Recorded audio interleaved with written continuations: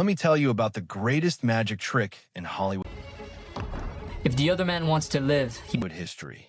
Not a card trick. Not pulling a Warriors, rise with me. Together we are unstoppable. Seagal'S. rabbit out of a hat. Something much bigger. Steven Seagal convinced millions of people around the world that he was one of the most dangerous men alive. And he did it without ever actually proving it once. Not even one time. That's not an exaggeration. That's the story we're going to break down today. Because the question isn't just, was Seagal a fraud? Most people admire the precision. already feel that in their gut. The real question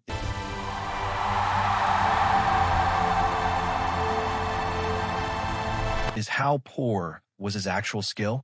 Like, if you stripped away the movies, the music, the stories, and the ego, what was actually left? And what did the people who really knew how to fight think when they finally got close to him? Buckle up, because the answer is both funnier and sadder than you probably think. Let's start with what Steven Seagal actually was.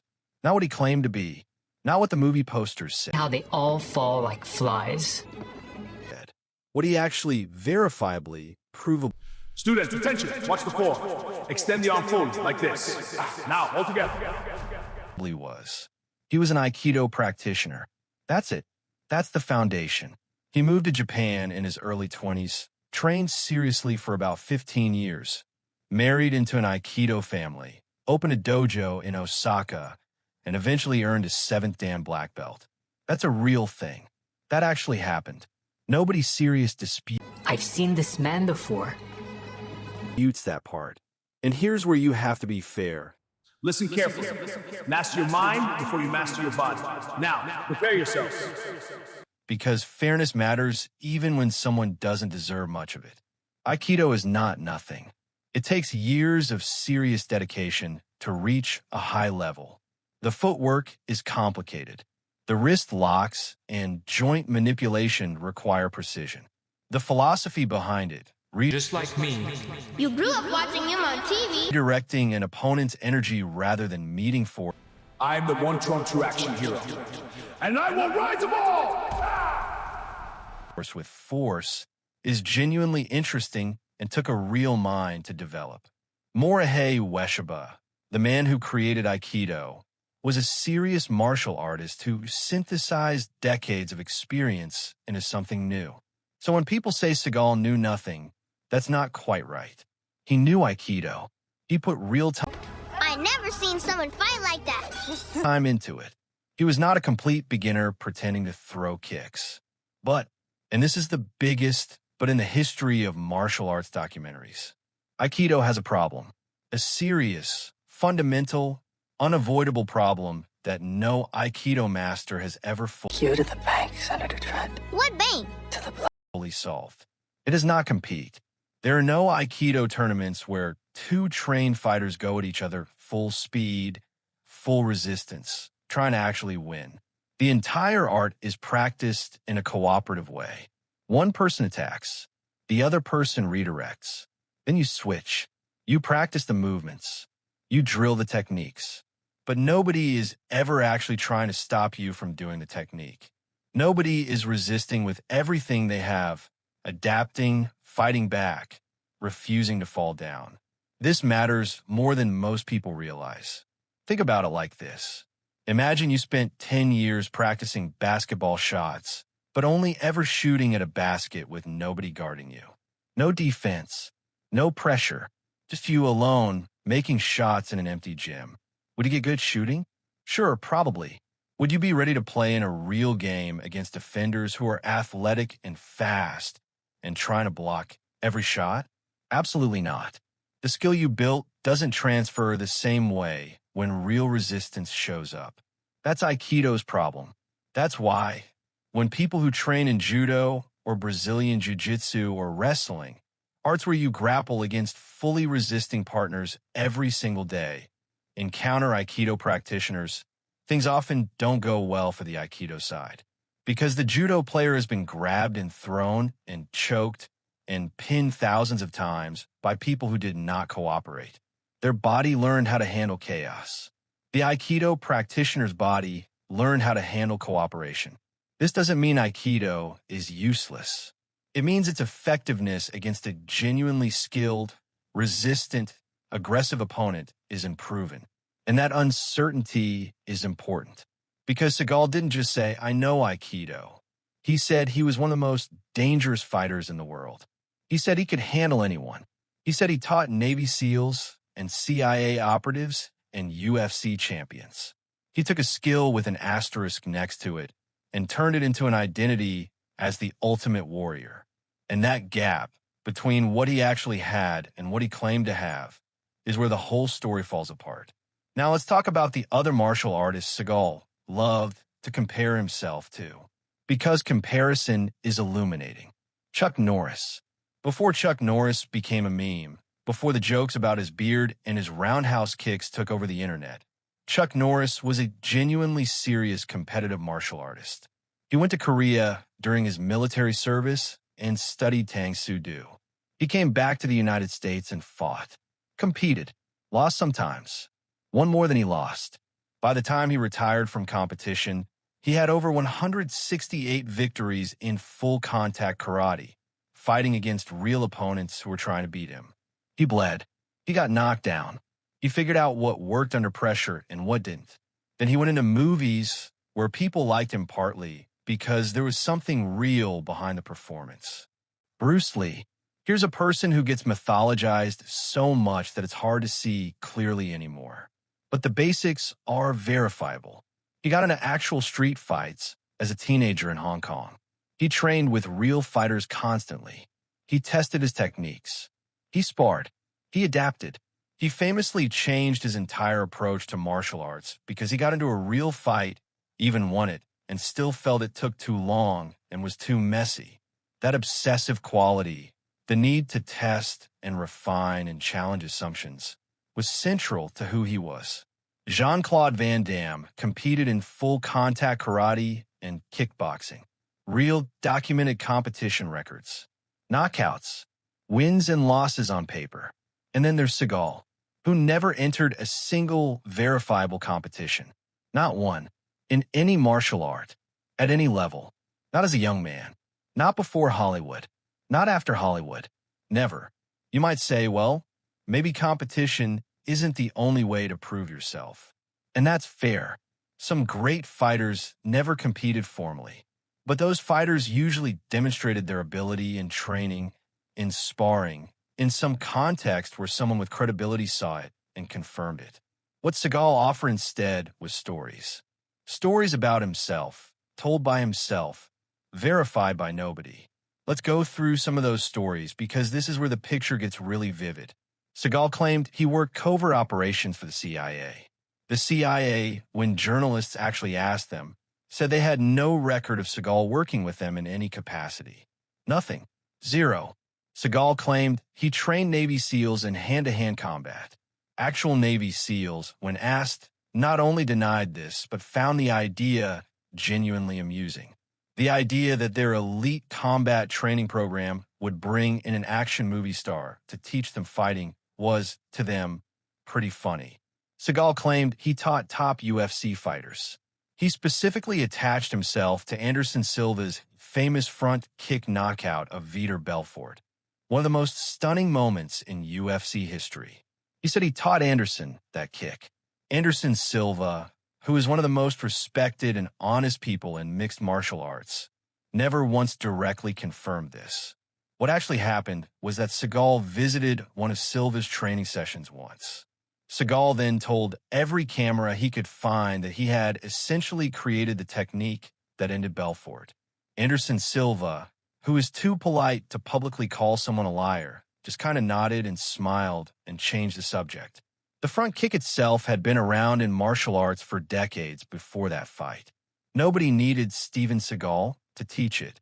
Seagal claimed he won serious fights against dangerous people in Japan, against yakuza members, in real confrontations, against genuinely threatening individuals. Zero witnesses, zero evidence, zero verification of any kind. And the pattern is the same every time. Big claim. Nobody to back it up. No footage. No records. No credible names you can actually contact and ask. Just Seagal's voice, deep and serious, telling you about things that conveniently had no witnesses or documentation. But here's what's interesting about this pattern. It only works if nobody ever actually tests you. And for most of Seagal's Hollywood career, nobody did. He was surrounded by people who needed him. Studios needed his name on movies. Stunt coordinators needed the paycheck. Co-stars didn't want the drama. So the bubble held. Until Gene LeBell. Now, if you don't know who Gene LeBell is, understand this. Gene LeBell is not famous to general audiences the way Seagal was. He didn't have action movie posters. He didn't have a record deal or his own television show about being a tough guy. What Gene LeBell had was real. He was a legend of judo and catch wrestling. He had competed seriously, had trained fighters at the highest levels, and had worked in Hollywood as a stunt coordinator and action choreographer for decades. He was the kind of person who had actually done the thing that Seagal was only pretending to do. LeBell was working on a Seagal film in the 1990s. And at some point, Seagal started doing what Seagal always did. Talking, bragging, telling anyone who would listen that he could not be choked out, that he knew techniques to resist any choke, that no one could put him to sleep. LeBell heard this. What happened next has been described by multiple people who were present on that set. LeBell, who was in his 60s at the time, calmly offered to demonstrate that this wasn't true. Not aggressively, not as a big public confrontation, just a simple, quiet, practical demonstration. The kind of thing that people who actually know what they're doing find perfectly routine.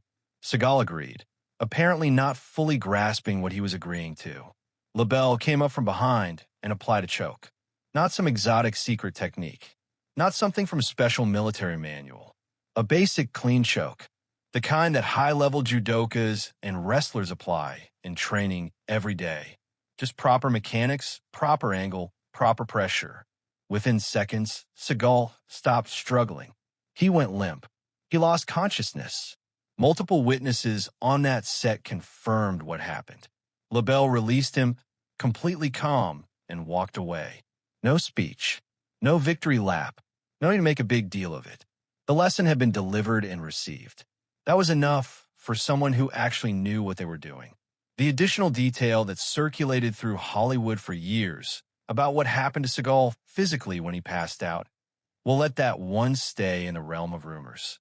But the main event, the choke, the loss of consciousness, the complete failure of all those supposedly secret resistance techniques, that part has been confirmed by enough people in enough separate accounts that its basic truth is not seriously disputed.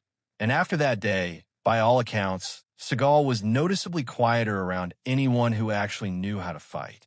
Let's talk about Joe Louis, because this one is important for a different reason. Joe Louis was not just a martial arts competitor. He was one of the greatest full-contact fighters in American martial arts history. Trained, tested, experienced. Someone whose opinion about martial arts carried real weight. And Louis, like many serious martial artists, grew tired of reading Seagal's boasts in magazines. Tired of interviews where Seagal positioned himself among the greatest warriors of his generation. So Louis did what serious martial artists do when they want to find out the truth. He challenged him, publicly, not to a brutal street fight, not to anything dangerous or humiliating, just a friendly exhibition bout. Let's see if the Aikido works against someone who knows what they're doing. Clean, supervised, formal. Just a test. Seagal never responded. Not a no, not an explanation, not a counter-proposal. Just silence, followed by avoidance. Seagal made sure not to be present at any event where Louis might also be present.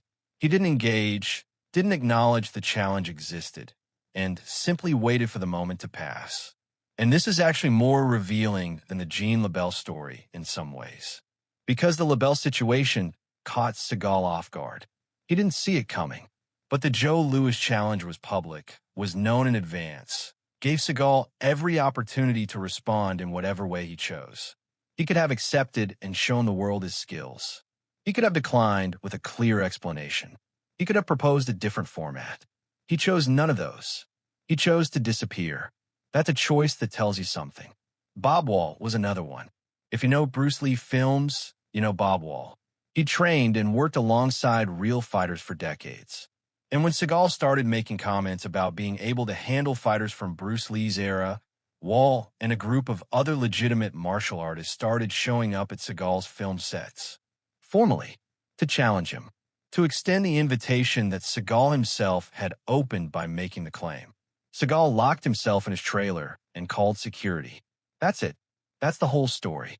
The man who claimed he could beat anyone from Bruce Lee's generation responded to a formal challenge by hiding in his trailer. The pattern by this point should be completely clear. Real fighter shows up, Seagal finds an excuse or simply disappears. The stories Seagal told were built for cameras and magazines, not for moments when the other person in the room might actually know what they're doing. The Brazilian Jiu-Jitsu episode is almost funny if you think about it the right way. When the UFC launched in the early 1990s and Brazilian Jiu-Jitsu started dominating everything, suddenly everyone in the martial arts world needed to have an opinion on it. Seagal, naturally, started claiming he had known about ground fighting all along, that he had connections to the great Brazilian families who developed the art, that he was already aware of these techniques. He visited the Machado family's gym. The Machados are legitimate BJJ royalty, directly connected to the founding of the art, black belts of extraordinary skill. Real students were training there. Real rolling was happening. Seagal started talking in the way he always talked, the knowing voice, the suggestion of deep expertise. And the students, as students of real martial arts tend to do, extended the obvious invitation. Come roll with us. Show us what you know. Seagal's knees suddenly became a serious medical concern. His clothing was wrong for grappling. He had somewhere else to be. Something came up. He left the building, and every person in that gym understood exactly what had just happened. Here's the thing that separates Seagal from a lot of the people we call frauds. Most frauds know they're frauds. They're consciously performing, consciously deceiving, and they carry that knowledge with them. There's a calculation happening. Seagal seems to have actually believed it. At some point, telling the stories so many times, being surrounded by people who needed to agree with him, watching himself on screen throw a dozen attackers across a room. He seems to have genuinely started to believe that the person in the movie was real, that the skill was real, that the stories were real. That's actually a sadder thing than simple deception. Simple deception is cynical but rational. What Seagal ended up with was something more complicated. A man who had convinced himself of his own mythology so completely that he apparently couldn't tell anymore where the character ended and the person began. And the real tragedy, if you're in a generous mood, is that he didn't need any of it. He had a legitimate background. He had real Aikido training. He had movie star looks and charisma. He could have built a career as an action star who was honest about what he was, a trained Aikido practitioner who performed choreographed action sequences skillfully. That was enough. Jackie Chan built an entire legacy on being honest about the fact that his movies were performance art taken to an extraordinary level, and people love him for it. Seagal could have done something similar. Instead, he chose the lies. And the lies kept multiplying because each one required more lies to support it.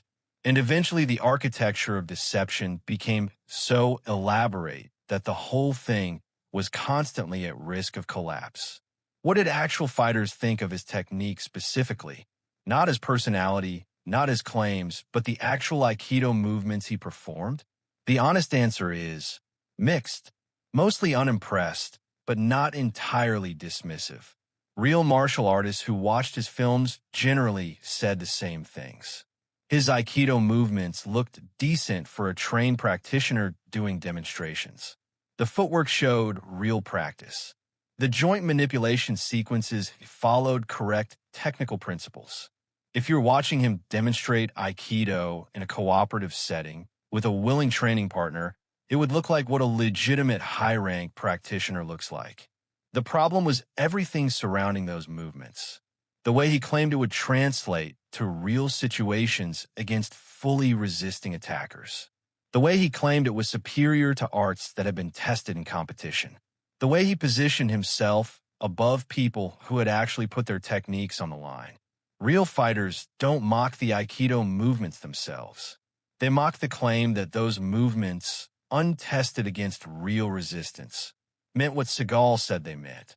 There's a difference between being a skilled practitioner of a complex art and being a capable fighter. Those two things can overlap, and sometimes they do, but they're not automatically the same thing. Seagal conflated them constantly. He took real skill in a cooperative, unresisted practice and sold it as deadly combat effectiveness that no one alive could match. The fighters who tested themselves, who went to tournaments and faced real opponents, and sometimes lost and came back better, they understood this distinction from the inside. They knew what it felt like when the other person wasn't cooperating. They knew what their training actually felt like when pressure was real. Seagal never had that experience, and it showed in the moments when pressure was real. So let's actually answer the question directly. How poor was Steven Seagal's martial arts skill, really? In Aikido, at the level of a cooperative demonstration, probably a legitimate 7th Dan, meaning genuinely trained, genuinely experienced in the technical vocabulary of that art, capable of performing its techniques with some degree of fluency. That's real. That took real years and real practice. At anything beyond that, poor to 0. No verified grappling ability against resistance. The Gene LeBell choke took seconds. Seconds. If he had any real understanding of how to deal with a proper choke from a skilled grappler, it would not have taken seconds. No striking record of any kind. No competition. No documented sparring against trained opponents. No evidence of any kind that his striking techniques, which he claimed included karate, kendo, and multiple other disciplines, translated into anything functional when someone wasn't cooperating. No ground game. The Brazilian Jiu-Jitsu episode made that abundantly clear. When faced with people who actually trained BJJ and offered a roll with him, he left the building. No pressure testing. Every single time a legitimate fighter extended a real invitation, Seagal found a reason to decline. Joe Louis, Bob Wall's Dirty Dozen, Jean-Claude Van Damme's offer, the Machado students. He declined all of them, which tells you that some part of him understood, even if he couldn't consciously admit it, that things would not go the way they went in the movies. The actual skill level, beneath all the stories and all the movies and all the decades of manufacturer reputation, was a trained Aikido practitioner who never tested whether his training worked against resistance. Which means, in the only context that actually matters for all those claims he made about being a deadly warrior, his skill level was essentially unknown, even to himself. An unknown, when you've been claiming to be among the most dangerous people in the world, functions the same as poor. The irony is that Aikido didn't fail Seagal. Seagal failed Aikido. Because there are people who take Aikido seriously, who study it honestly, who find genuine value in its philosophy and its principles, who don't claim it's a battlefield art that makes you invincible, who are honest about what it is and what it isn't. Those people practice something real, something with value, something worth respecting. Seagal took a legitimate art, oversold it completely, attached his own ego to it in ways that had nothing to do with the art itself, and then spent decades making Aikido look like the province of frauds. That's a genuine disservice to everyone who trains seriously in it. At the very end, what Steven Seagal's story actually teaches you is something worth remembering, especially if you're ever trying to figure out who to respect in any field. The people who are genuinely good at hard things, genuinely skilled, genuinely capable, they tend not to need you to believe it based on their stories. They show you. They compete. They spar.